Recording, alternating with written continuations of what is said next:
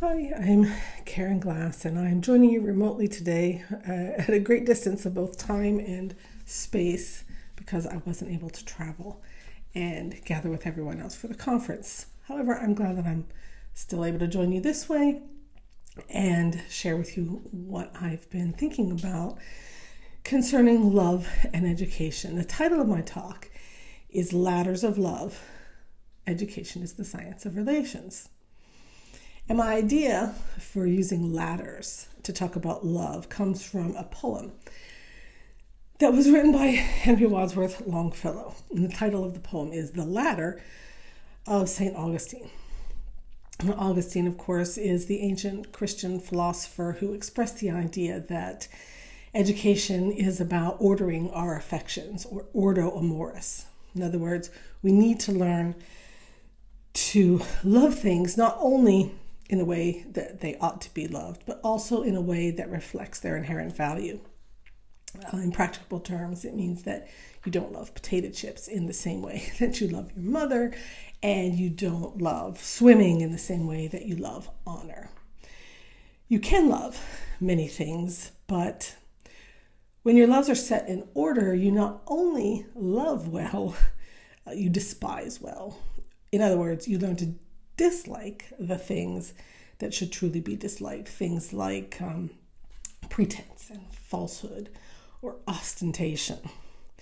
And the idea of this ladder of Saint Augustine is that by putting beneath our feet the things that aren't really worthy of our honor and our respect, so to speak, we lift ourselves a little bit higher and nearer to virtue. I'm going to read you just a small part of the poem. Saint Augustine, well hast thou said that of our vices we can frame a ladder, if we will but tread beneath our feet each deed of shame. The low desire, the base design that makes another's virtue less, the revel of the ruddy wine and all occasions of excess, the longing for ignoble things, the strife for triumph more than truth, the hardening of the heart that brings irreverence for the dreams of youth, all thoughts of ill, all evil deeds that have their roots in thoughts of ill, whatever hinders or impedes the action of the nobler will, all these must first be trampled down beneath our feet.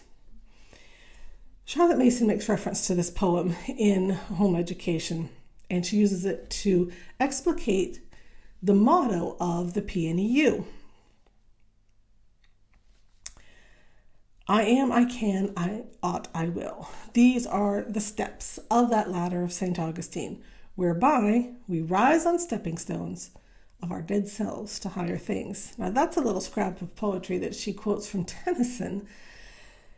I don't know, they sound like they could be part of the poem by Longfellow, so I don't know if Charlotte Mason was confused about who had actually written the poem about the ladder of St. Augustine, or if she was using Tennyson to reinforce what Longfellow had written. I really don't know, but she quotes these lines of Tennyson and then goes on to talk about this motto. I am, we have the power of knowing ourselves.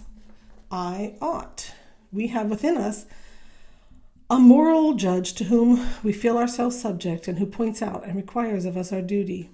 I can. We are conscious of the power to do that which we ought to do. And then finally, I will. We determine to exercise that power with a volition, which is itself a step in the execution of the will. Here is a beautiful and perfect chain.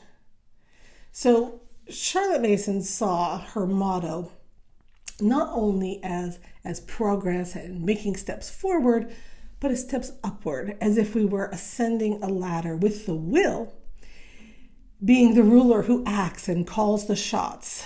In the poem, Longfellow says we will want to trample anything that impedes or hinders the action of the nobler will, and that will is kind of set in opposition to lower desires, natural desires, but of a lower order, like a desire for triumph or the temptation to excess. Because it's not only possible to love the wrong things, it's also possible to love something in a wrong way or an unworthy way. at the end of Shakespeare's play, Othello, in which Othello has gone from, because of love of his wife, he's gone from jealousy to murder. And he realizes too late that he says, I've loved not wisely, but too well. So in other words, when we order our affections and we want to put everything, in the right place and give it the value that it's supposed to have, our affections have to be governed by wisdom and virtue. Of course, one of the cardinal virtues is temperance or balance, giving to each thing its due portion. So in the PNEU model, in Charlotte Mason's philosophy of education, in the classical view of education and of man, and in the biblical view of man, a person's will is very, very closely identified with the very nature of what it means to be a person and to act like a man in the universal sense. Throughout history, learning to exercise your will in favor of what is right, what is good, what is true, what is beautiful is really the whole purpose of what we mean by education, and not just acquiring some information about math and language or science and history. Charlotte Mason is very, very Augustinian.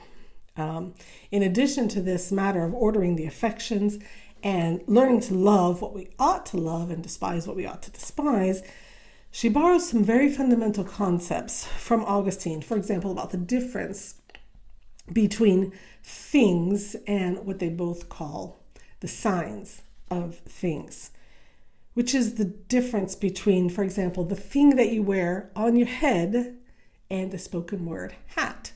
That is just a sign of the thing, or in written language, the letters H-A-T are the written sign for the actual thing. So we aren't really talking about all of that today. I mention it just to underscore that in several very fundamental and very explicit ways, Charlotte Mason aligns herself with Augustine's view of knowledge and education. In the book Ourselves, she calls attention to two great affections that govern the human heart, love and justice. This is very, very Augustinian. Like all the great thinkers of history, Augustine, and of course Charlotte Mason as well, they were looking for the laws of the universe, laws of nature, laws of God, if you will, that govern the way a person thinks and behaves and learns. Listen to the rest of this talk by Karen Glass by registering for the Scholé Sisters 2020 retreat, Loving Well. At this retreat, there will also be 4 other talks by Misty Winkler, Brandy Wenzel, Pam Barnhill, and Abby Wall, all contemplating and applying love to ourselves, our lives, and our homeschools. We would love to have you join us. Just go to scholésisters.com/love. That's scholésisters.com/love.